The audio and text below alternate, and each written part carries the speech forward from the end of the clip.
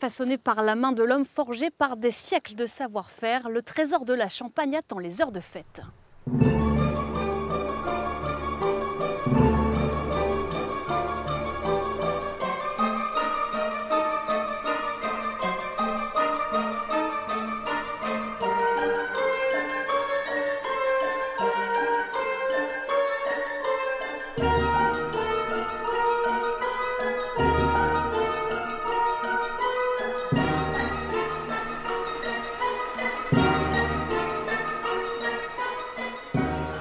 En 2015, coteaux, maisons et caves de Champagne rejoignent le patrimoine mondial de l'UNESCO, une prestigieuse distinction obtenue il y a 10 ans maintenant, la reconnaissance d'une longue histoire d'amour entre l'homme et la nature qui commence bien sûr dans les vignes.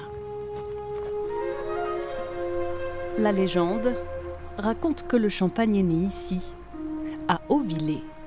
Ses lettres de noblesse, il les doit à Dompierre Pérignon, un moine qui, dans la deuxième moitié du XVIIe siècle, veut moderniser l'abbaye.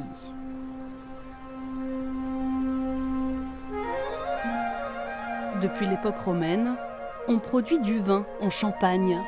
Mais l'arrivée de Dom Pérignon est une petite révolution.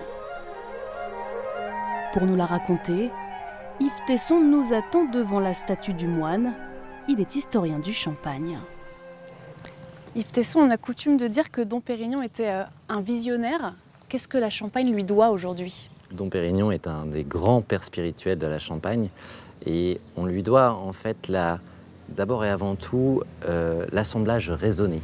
Dom Pérignon goûtait les raisins et il les assemblait sur son pressoir en fonction des différentes qualités, de leur complémentarité. Et ça, c'est complètement nouveau en Champagne à l'époque. C'est vraiment quelque chose de complètement nouveau. Avant, on assemblait bien sûr des raisins, des vins, mais sans avoir cette réflexion. Donc c'est vraiment un génie créateur. Et ces vins étaient à son époque très très renommés et se vendaient à grand prix. Et c'est l'époque où le vin tranquille devient champagne. Alors c'est l'époque où le vin tranquille devient champagne, mais on n'a absolument aucune trace sur le fait que Dom Pérignon ait pu produire du vin effervescent. C'est une légende en fait, c'est presque devenu un mythe Dom Pérignon. Alors je préfère le mythe, voilà, parce qu'un mythe, il y a une part de vérité dans un mythe, voilà. Et cette part de vérité, il faut vraiment la lui reconnaître à Dom Pérignon.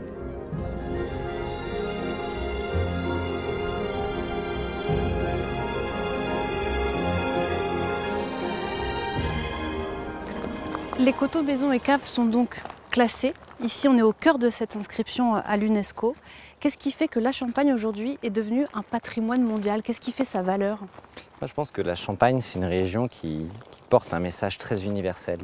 C'est une région qui a été une terre d'affrontement, de guerre à toutes les époques, et en particulier pendant la Première Guerre mondiale. On est vraiment sur une terre gorgée de sang. Il faut voir ce qu'a subi la ville de Reims. Et en même temps, c'est une sorte de paradoxe parce que le vin de la fête pousse sur ces terres martyres en fait. Et je pense que c'est aussi une terre de réconciliation. Je pense beaucoup à Adenauer et De Gaulle qui sont venus se réconcilier en Champagne. Et voilà, on vient se battre en Champagne, on boit du champagne et on se réconcilie.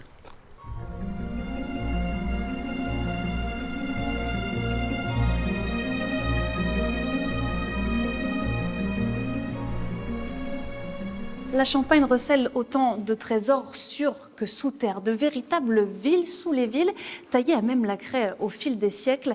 À Épernay, plus d'une centaine de kilomètres de caves abritent les flacons des maisons les plus prestigieuses. C'est la face cachée de celle que l'on surnomme l'avenue la plus chère du monde. Habituellement fermée aux yeux du public, la maison Paul Roger nous ouvre ses portes, 30 mètres sous terre. Fondée il y a 176 ans, elle produit aujourd'hui près de 2 millions de bouteilles par an.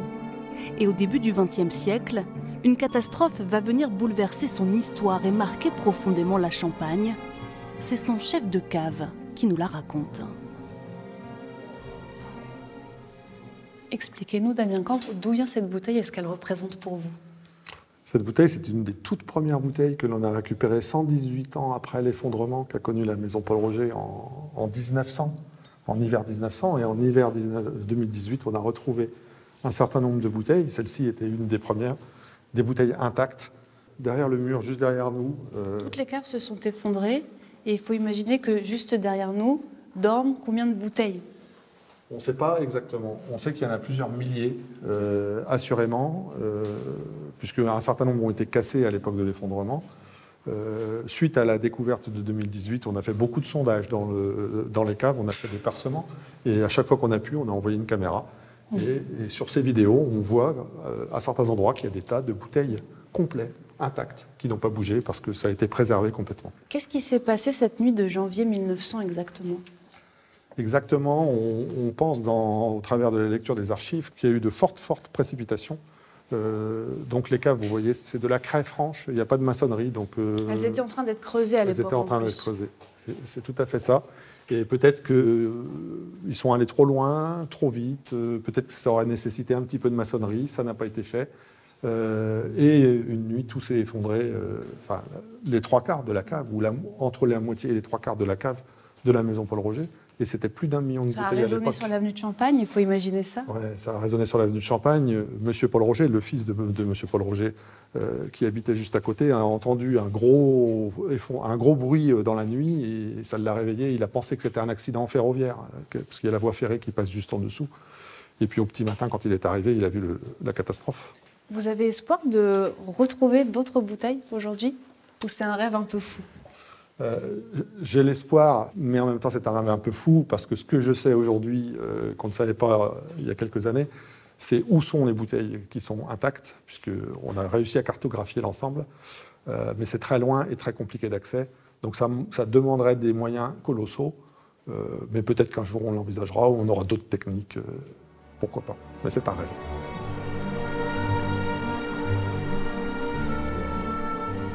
Avant d'exhumer les bouteilles du passé, les grandes maisons de Champagne préparent aussi le futur. Ici, un bâtiment flambant neuf, symbole d'un patrimoine sans cesse à construire. Hubert de Billy fait partie de la 5e génération des membres fondateurs de la maison. Hubert de Billy, expliquez-nous en quoi ce nouveau bâtiment s'inscrit aujourd'hui dans le patrimoine mondial de la Champagne. Il s'inscrit dans le patrimoine de la Champagne, il s'inscrit dans le patrimoine de la maison, il s'inscrit dans le patrimoine de la famille. Déjà parce que, il ne faut pas oublier que le classement, c'est les caves, le sol, le ciel. Et que donc c'est toute la production. Là, de ce côté-ci, vous avez le bâtiment du 19e, 1850, et là, vous avez le bâtiment du 21e. C'est une transmission aux générations futures. Oui, parce que les maisons familiales se doivent, on ne travaille jamais pour nous, on travaille pour la prochaine génération. Et effectivement, tous les investissements, tous nos choix sont toujours basés sur au moins 50 ans.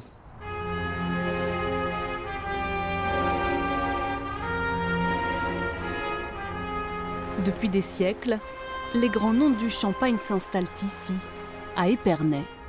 Des demeures plus belles les unes que les autres, vitrines de prestige pour la Champagne.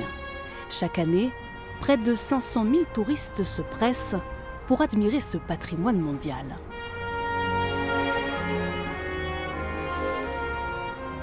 L'avenue de Champagne à Épernay fête ses 100 ans cette année. Ici, les grandes maisons se tutoient d'un trottoir à l'autre. Et depuis l'inscription à l'UNESCO, le no-tourisme se développe partout en Champagne.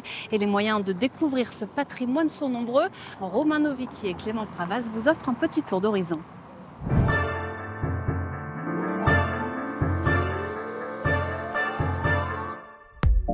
Que ce soit sur terre avec des balades en vélo électrique ou en véhicule tout-terrain, dans les airs pour un petit tour en montgolfière ou sous terre dans de nombreuses petites caves qui étaient jusqu'alors fermées au public, le label UNESCO a en effet là il a redessiné le no-tourisme dans le vignoble champenois.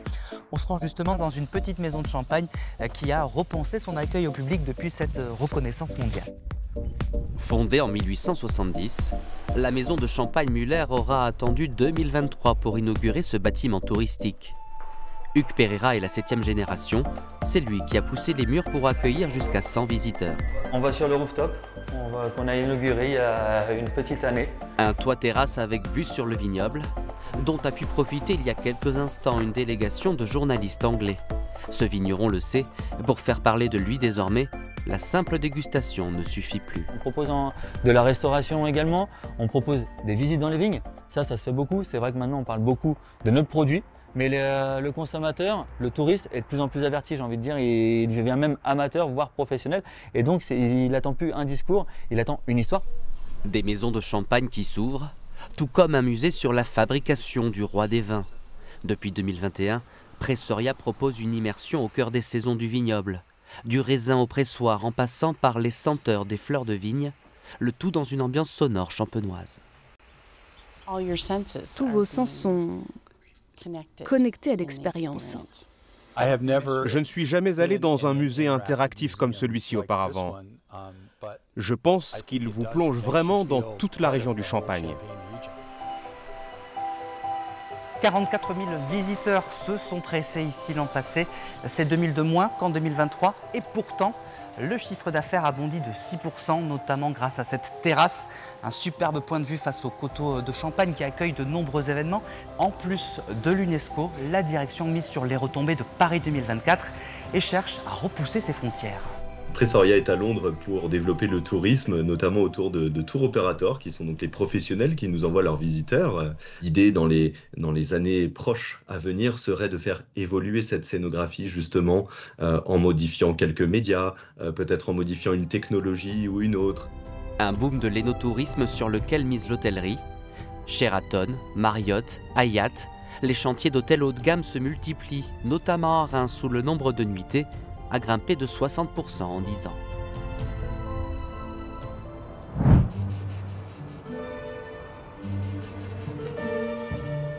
Les frontières de la Champagne s'étendent sur 34 000 hectares. Une multitude de parcelles, 281 000, façonnent ces paysages. Dans l'Aube, la Côte des Bars est elle aussi classée à l'UNESCO. Le petit village d'Hérissé regroupe à lui seul les 3 appellations de l'AOC. Ici, les vignerons produisent du champagne, mais aussi du rosé et des coteaux champenois. Et pour Arnaud Lamoureux, viticulteur de père en fils, les paysages de l'Aube n'ont rien à envier à la Marne voisine. Arnaud Lamoureux, on est au cœur d'Hérissé ici, au pied de la Laigne. Qu'est-ce que vous aimez dans votre village ? Tout me fascine, j'en apprends tous les jours, je trouve que c'est un village merveilleux et lorsqu'on a des amis qui viennent nous visiter, en quelque sorte, tombe aussi sous le charme de cette commune. Donc comment l'expliquer, c'est compliqué, on aime y flâner, découvrir ce paysage vertical typique champenois, c'est-à-dire qu'on découvre ses entrées de cave, ses venelles, on a la chance d'avoir 3 églises sur la commune, un superbe château. Voilà, donc on ne s'ennuie pas. C'est une architecture différente de celle de la Marne. Qu'est-ce qu'elle a de typique, l'architecture auboise ? Nous ne sommes pas sur la même séquence géologique. Ici, nous sommes basés sur du Quiméridgien qui remonte à 160 millions d'années. Il n'y a pas de craie. Il n'y a pas de craie. Ce sont des marnes de calcaire très dures auxquelles, dans des carrières, nous avons pu extraire des moellons pour faire ces façades de pierre ou aussi de la pierre plus tendre pour faire les ornements qu'on peut retrouver notamment sur les sculptures de l'église. Donc en fait, les 3 types de pierres nécessaires à la construction, on peut les trouver sur la commune d'Hérissé. Des pierres très dures pour faire des fondations, des pierres pour faire des façades et ainsi que l'ornementation. En fait, il faut s'imaginer que tout le village a été conçu en fonction de l'économie du Champagne. Ça veut dire que quoi ? Il y a des caves partout sous nos pieds ici aussi ? Tout à fait, il y a des caves sous chaque maison. Ici, ce sont des caves voûtées car la géologie ne permet pas de creuser comme les crayères que tout le monde connaît bien dans le monde du champagne. En fait, ce sont une technique qui a été développée avec des coffrages et nous avons de superbes caves voûtées qui ressemblent en quelque sorte à des voûtes presque de cathédrale. Qu'est-ce que ça a changé pour l'Aube, l'inscription au patrimoine mondial selon vous ? L'Aube et la Côte des Bars, suite à cette inscription, a repris sa juste place dans l'histoire du Champagne et dans la grande histoire de la Champagne aussi. C'est-à-dire, vous étiez oublié ? Nous n'étions pas vraiment oubliés, mais on va dire qu'il y avait une réelle méconnaissance et la constitution du dossier qui nécessite de déterminer une valeur universelle exceptionnelle et de lancer de nombreuses études et d'inventaires a fait que tout un tas de spécialistes sont venus étudier plus précisément sur la commune d'Hérissé et plus largement dans la Côte des Bars et dans l'Aube, en quelque sorte, nos spécificités. Et on s'est aperçu qu'il y avait quelques manques.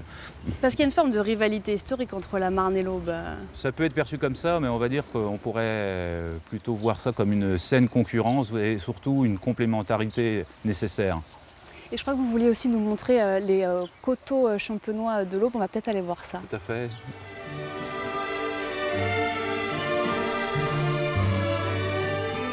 Cachées entre les vignes et les coteaux, de petites cabanes de pierre servaient autrefois aux vignerons. L'Aube abrite 148 cadoles comme celle-ci. C'est l'UNESCO qui en a fait l'inventaire. Aujourd'hui inscrite au patrimoine mondial, une cinquantaine doit désormais être restaurée. En fait, Arnaud, c'est l'UNESCO qui a sauvé les cadoles. Tout à fait. En 2020, la mission a lancé un grand inventaire scientifique, ce qui n'avait jamais été fait. Les cadoles étaient sur le finage depuis 1850 environ, mais on n'avait pas d'informations réellement sur leur nombre, sur leur typologie, surtout sur l'état dans lequel elles se trouvaient. Elles étaient dans un sale état?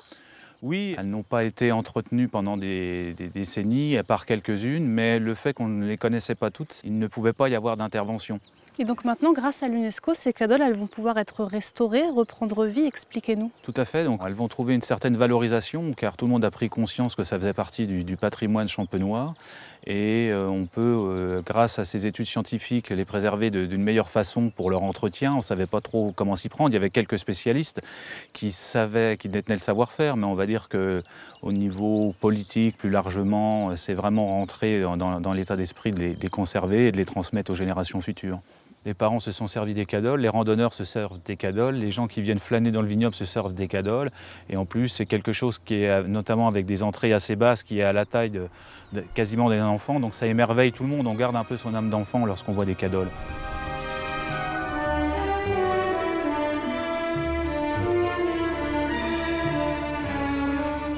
Pour savourer les paysages vallonnés de la Côte des Barres, certains vignerons proposent des circuits aux touristes. Jean-Paul Richardot fait découvrir ses vignes à vélo depuis 5 ans. Il est un des pionniers de l'œnotourisme dans l'Aube. C'est super beau en tout cas, Jean-Paul, chez vous. Qu'est-ce que viennent chercher les visiteurs ici dans l'Aube? Ils viennent chercher la tranquillité, ils viennent chercher les grands espaces, ils viennent chercher les paysages, ils viennent chercher de l'authenticité.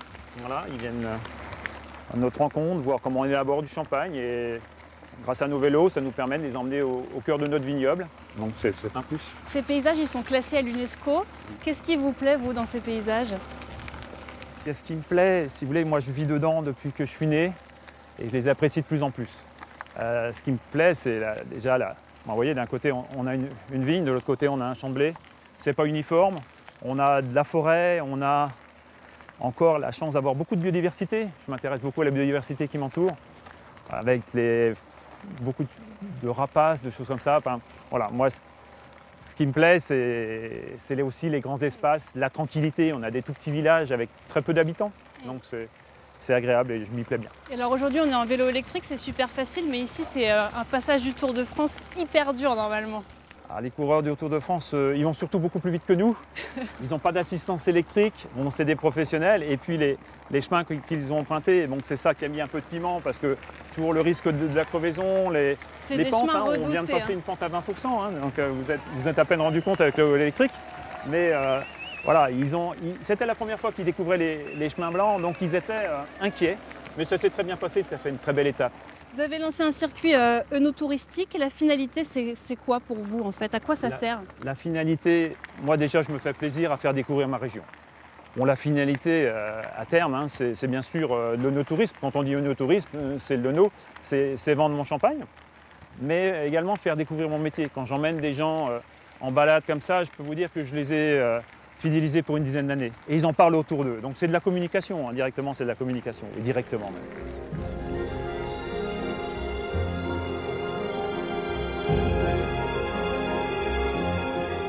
10 ans après son inscription à l'UNESCO, la Champagne prépare une grande fête pour célébrer l'événement.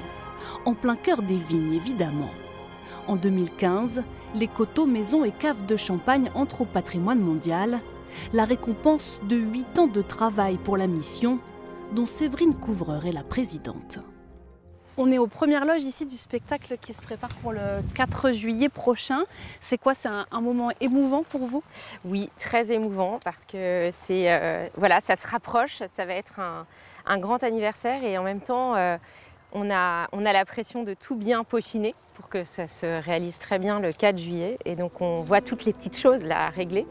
Et en même temps, c'est vraiment l'aboutissement d'une année de travail complet pour essayer de rendre à tout le monde, de donner à tout le monde un moment de grande fierté collective. Donc c'est très important pour nous. La candidature des coteaux, maisons et caves de Champagne, ça représente 8 ans de travail. Comment a été porté ce dossier? Qu'est-ce qu'il contient en fait? Alors, ce dossier a été porté au départ par une toute petite équipe, par vraiment des gens convaincus qu'on pouvait obtenir ce Graal, qui est une inscription au patrimoine mondial. Pierre Cheval, qui a été vraiment soutenu aussi par le comité Champagne, et Pierre Cheval qui a su s'entourer d'une équipe, et notamment à ses côtés Amandine Crépin. Et tous les deux, on peut dire qu'avec leur bâton de pèlerin, ils sont allés chercher l'adhésion de toute la Champagne. Et c'était important parce qu'il fallait que collectivement tout le monde soit convaincu de la chance qu'on pouvait d'être inscrit au patrimoine mondial. C'est un dossier qui a été retoqué une première fois. Qu'est-ce qui a convaincu la seconde?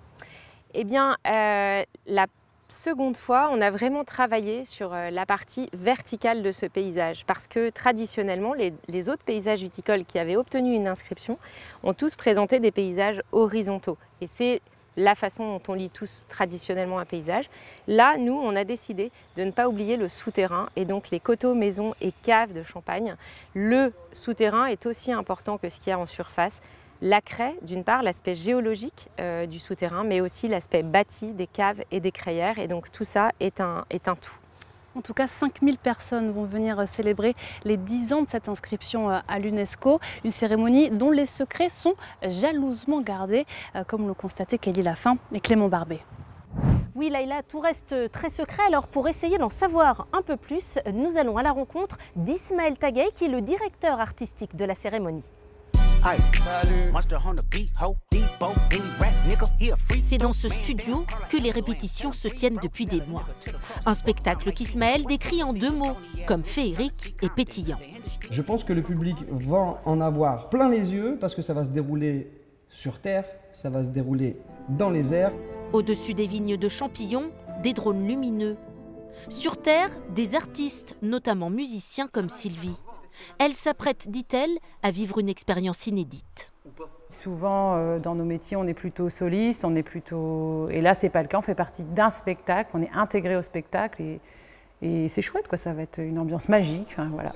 Et dans ce show, forcément, la danse urbaine sera à l'honneur. On sera tous éparpillés. Vous savez très bien qu'on a des 4, 5, 6, 7 mètres à chaque fois entre chaque danseur. Cet ancien champion du monde de breakdance a fait appel à ses collègues et élèves. Eux aussi devront sortir de leur zone de confort. On a l'habitude de danser dans des salles ou dehors dans la rue ou sur des terrains plats, généralement. Mais là, du coup, dans les vignes, avec peu d'espace, en pente, sur la terre, la nuit. Donc c'est nouveau, mais ça ne nous fait pas peur, nous on s'adapte. Un autre participant, plus jeune, aura une mission majeure. Maëlle, 9 ans, donnera le coup d'envoi du spectacle. Une surprise dont on sait juste qu'elle sera flamboyante. Bonjour Maëlle. Bonjour. Tu vas bien? Oui. Pas trop stressée? Un peu. Un peu stressée, mais honorée par cette responsabilité. Je suis heureuse, je suis contente, je suis fière. Je remercie tout le monde qui sont là pour moi, comme ma mamie qui est ma première fan après mes parents. Depuis ses 3 ans, Maëlle apprend la danse avec Ismaël Tagay. Il a appris à vaincre sa timidité, devenant même la mascotte de l'école. On ne pensait pas qu'il irait si loin, mais voilà, il en est là où il est aujourd'hui et on est très très fiers. Maëlle et les autres artistes espèrent remplir leur mission le 4 juillet, rajeunir l'image de la Champagne. La fête le 4 juillet prochain, tout cet été et à la rentrée pour célébrer les 10 ans de l'inscription des coteaux, maisons et caves de Champagne au patrimoine mondial. L'UNESCO comme une invitation à célébrer ce qui nous rassemble, la Champagne et la fête en héritage, un patrimoine mondial en pleine effervescence à transmettre aux générations futures.